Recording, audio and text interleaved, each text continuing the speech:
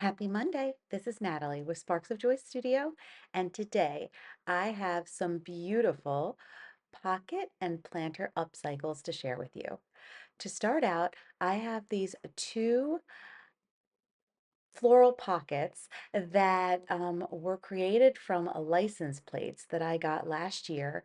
I had painted them in, I believe it was Farm Fresh, but I wanted to give them a new look for this year. We're going to start out by painting the fronts of both pockets in the color Sterling by Fusion.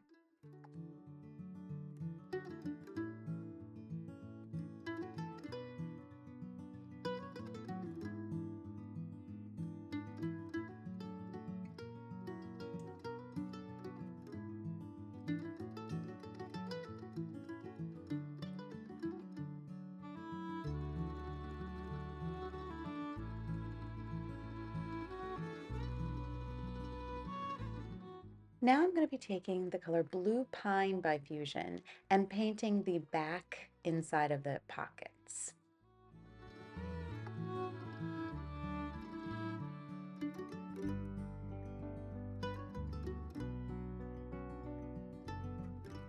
Here's a quick comparison of the new color and then the color that was on them before. Now I'm going to be taking some Grunge Gray wax by Dixie Belle, and I'm going to be putting it all over both of the planters on the back where the blue pine is, as well as on the front, rubbing it all over, letting it sit for a bit, and then I'll be wiping back the excess.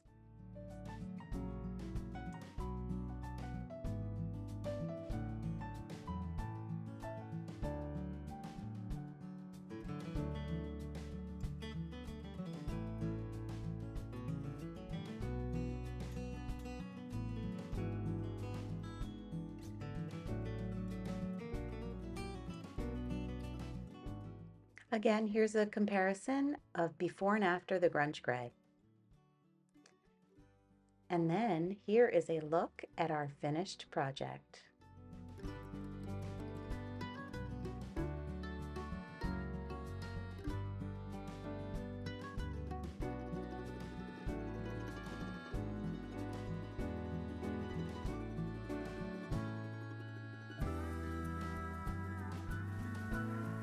Here is another item that I thrifted. It was originally $6.96 and it was one of the color tags on sale the day that I went. So it was 35% off, so I got it for $4.52. And we're gonna start by painting it in cast iron. This is a perfect example of a project that had me change my mind about 30 times over the course of a couple months. That last clip you saw was from the beginning of January when I first started my channel and started thrifting. I did start painting this with cast iron by Fusion, but you'll see very quickly that it took a lot of turns over the last couple months. I had since painted it in that salt washed white that we did a few weeks back, and now I'm trying to find a way to hide those embellishments that are on the front. I decided to take out this mold. This is the Juliette Mould by IOD, and I only want to use a part of it. So I'm taking my hot glue and I'm kind of closing off parts of the mold where I do not want the resin to get. So once I finish that up, I'm going to mix up my resin and pour it just so that it hits the mold that I would like. You'll see as I'm pouring the mold, the resin does not go past where that hot glue is. And once it's done, I will be able to pull off the hot glue pieces from the resin mold.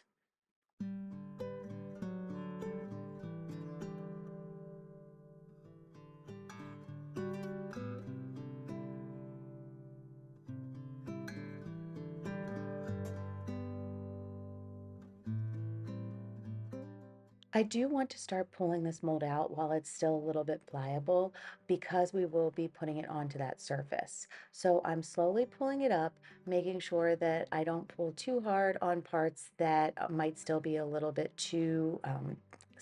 or not as solid. There are a couple pieces that do pop off as I do this, and I just let that be because I know that the bulk of what I have here will cover the piece that I need it to. And what you just saw me do was pop off some of that hot glue that I had used to stop the resin from going all the way across the mold.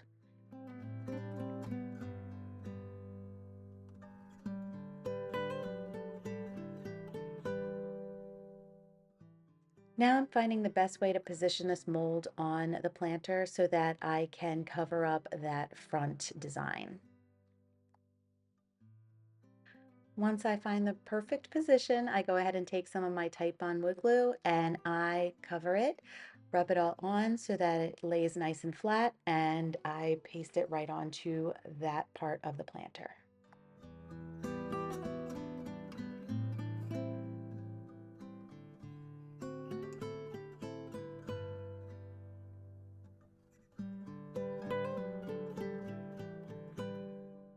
I wanted to share with you guys that typically I will store my Titebond upside down. I do this so that it's easier for the glue to come out when I need it. Now I'm painting this entire piece in the color Cashmere by Fusion.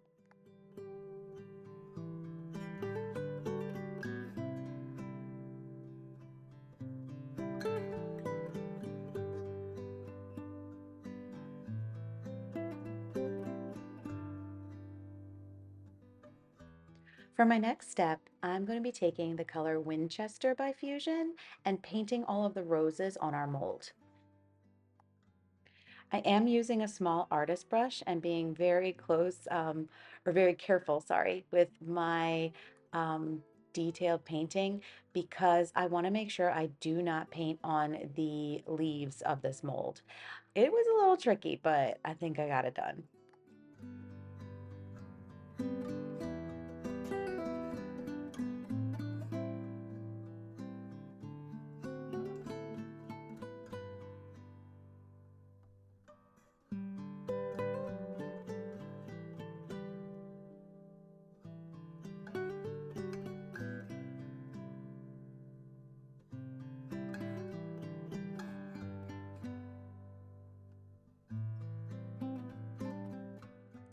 Now I'm going to be taking Bayberry by Fusion and painting all those leaves and vines.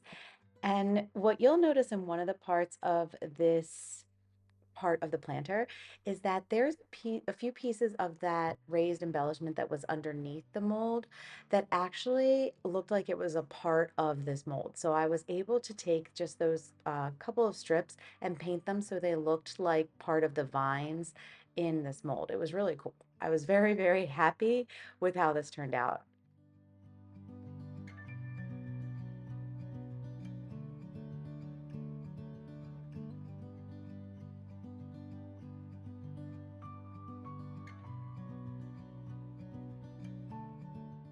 Once everything was painted and dry, I came back in with some white wax. This is white wax by DIY, and I'm going to be covering the entire mold in the white wax, allowing it to sit for a bit and then wiping back the excess. I do want to mention that I only painted one coat of the colors that I used on the mold. I did this because I knew I was going to be using the wax, so I do know that it is not a perfectly covered mold, I guess I should say. I intended for it to be that way so that when I did use the white wax, it came back with a little bit of a distressed kind of look.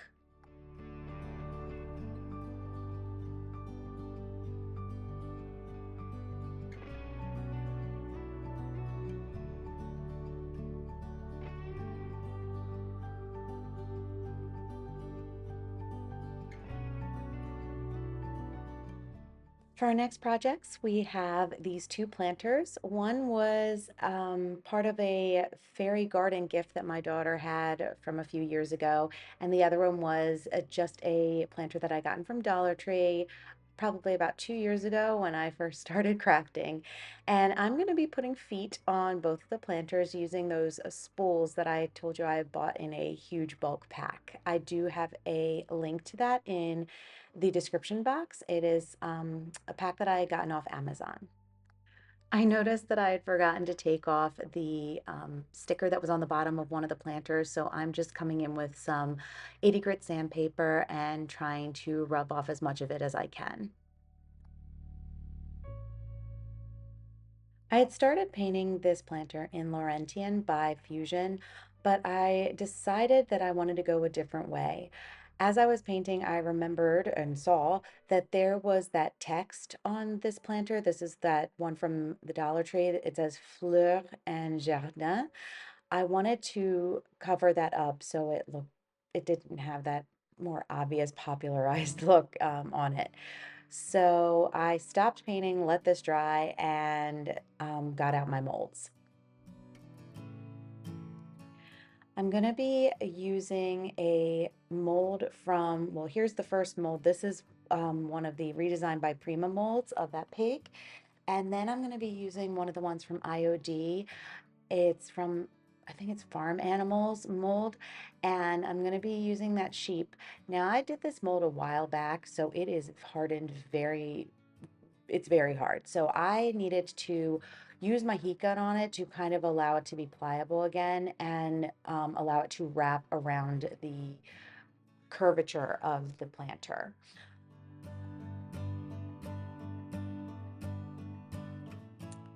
Once it was pliable enough, I put my Titebond on it and then I wrap it onto the planter. And then just as you saw on the other side with the pig, I'm going to be using some clamps to hold it in place until it hardens and dries.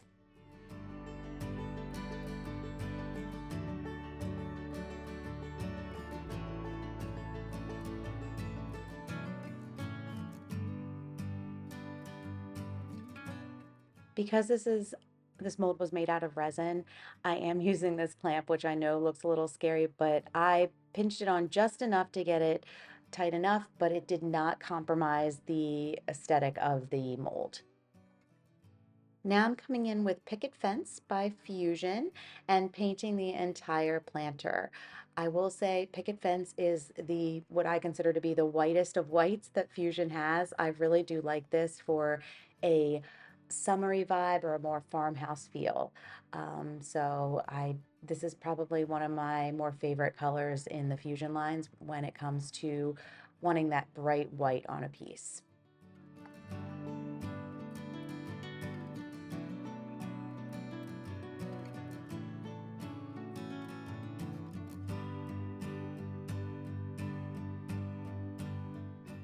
And I forgot to get a clip of the rest of this, but once this was painted with 2 coats of the picket fence, I let that dry thoroughly, and then I came in with some antiquing glaze, which is also by Fusion, and I cover the entire piece with that antiquing glaze and then wipe back the excess. And that is how we finished up this project. I do want to mention that I now get all of my Fusion products by Bellefonte Vintage, which is a local store that also has an online shop. So I will leave a link to that in the description box.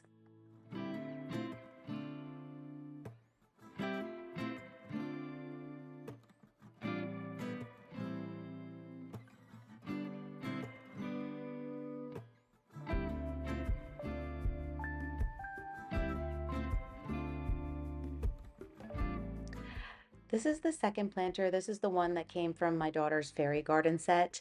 I am actually putting these beads that I had thrifted. I got this entire pack for $1.43. It looks like that price tag says $2.92, and typically I will only get this stuff when it's 50% off.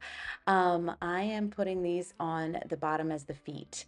I think I might have told you it was the spools. I just realized now that that is not accurate.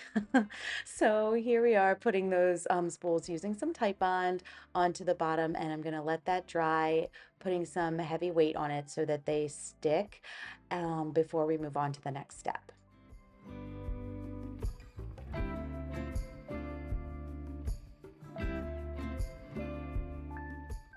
I let that dry overnight and then I come back in the next day with the Laurentien. Now I'm going to be using that color because I really do love it.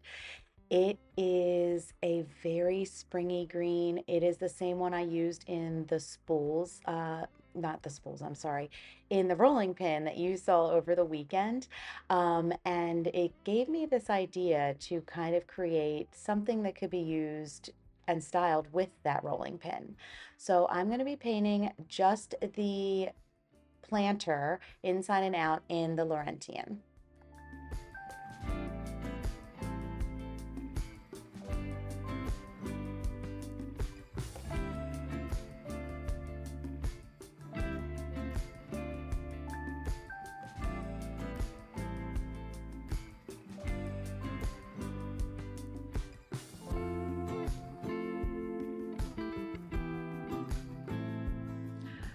For those beads that I have as the feet on this planter, I'm going to be using a watered down Oakham to create that wash.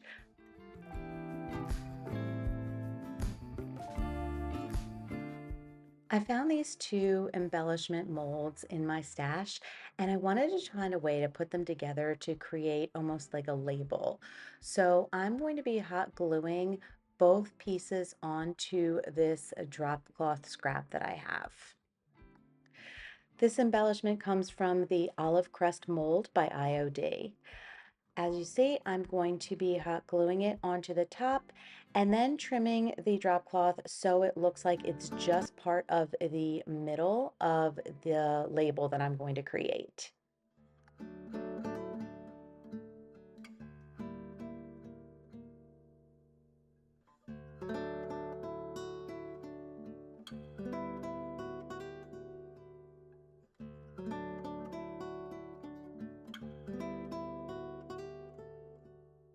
I hot glue the other mold to the bottom of this little label. And then what I do is take a tiny little dot of hot glue and fuse the two molds together so that it's not as flimsy. Now I'm going to be painting this label with Oakham by Fusion. I do want to give it kind of a washed effect, which ends up getting onto the drop cloth, which was not the plan, but it's okay. We're going to work with it. I end up painting the entire thing, including the drop cloth, in Oakham.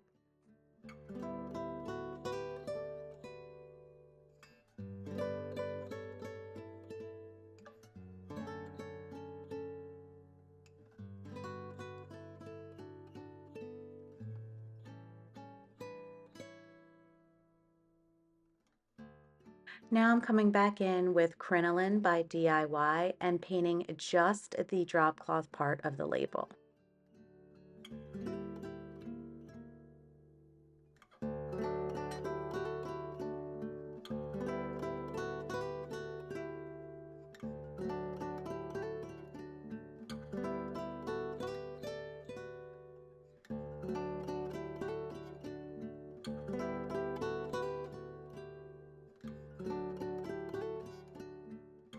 It took a few coats of the crinoline on both the front and back of the label to create, or to cover, I guess, where that oakum was and really soak that paint into the drop cloth. But once that was done and dry, I took this entire label and I used some Type Bond to glue it onto the front of the planter.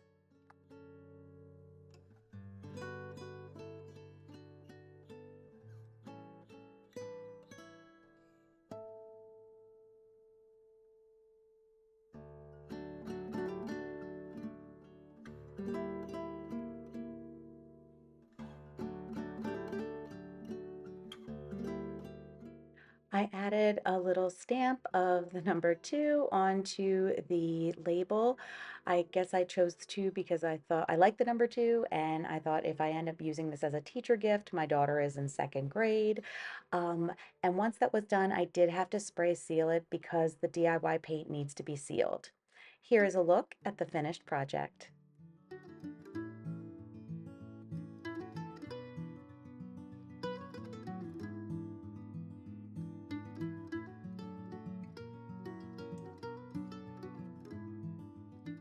For our final project, I had found this, I think it's a baking pan, right?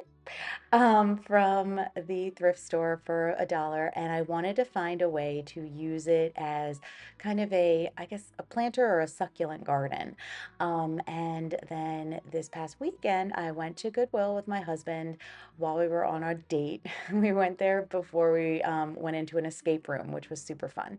Anyway, I had gotten this base, which was super heavy and very sturdy. So I knew it would be a good base to this riser that I wanted to create.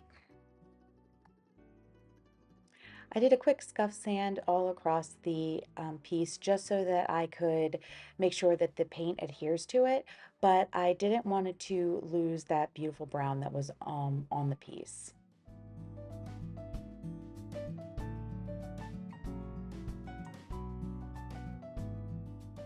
Before I got started with painting, I did decide to cover the entire piece with Dark and Decrepit by Liquid Patina. I did this to prevent any bleed through that might have happened because I am using a lighter color paint, but I also wanted to bring back some of the darker color. I didn't realize when I sanded it, it would sand back to such a lighter yellowy wood color.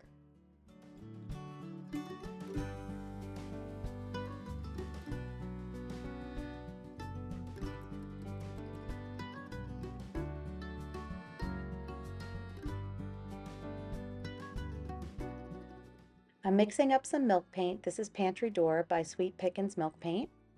And I am going to be painting multiple coats on the base of our riser. I do paint some of it and then I heat gun the piece so that it adheres on and also gives us some of that crackle effect.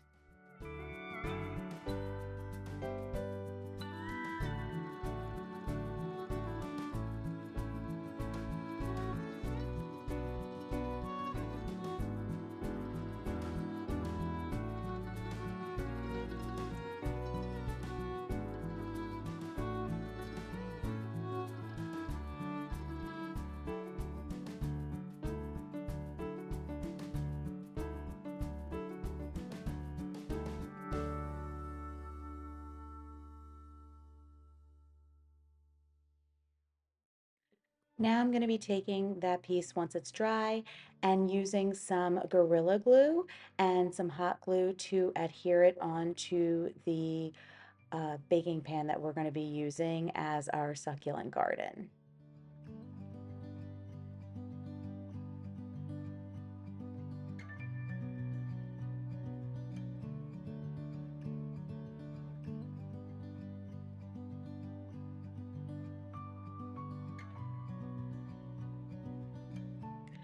Once I have these two adhered, I do allow it to sit for a bit, but then I um, put a base, actually, I put something under it because I wanted it to stick very sturdy to that base, and I needed it to I needed to put something underneath it so it wouldn't fall through. So I let that sit overnight and then I come back in and we are going to create our little succulent garden using some of this super moss that I got off of Amazon, as well as some different little faux succulents.